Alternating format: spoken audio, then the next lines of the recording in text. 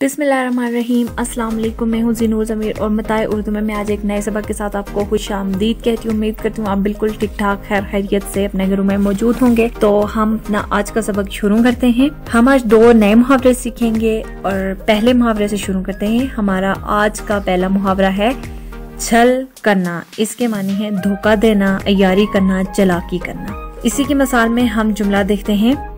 छल करते हुए वो अपने मोहसिन दोस्त के तमाम मुखलसाना जज्बात और हमदर्दाना एहसासात भूल गया।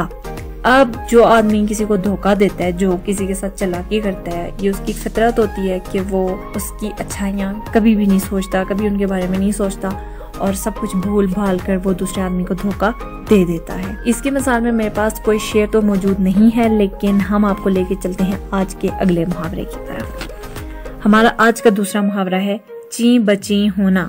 इसके मानी है गुस्से से माथे पर शिकन डालना या खफा होना। इसी की मिसाल में हम एक जुमला देखते हैं। सालगिरह पर जश्न ना मनाने पर बेटा बाप से ची बची हो गया। यानी सालगिरह पर जश्न मनाने से बाप ने कहा कि हम जश्न नहीं मनाएंगे, तो बेटा जो है वो नाराज हो गया, खफा हो गया। ठीक है।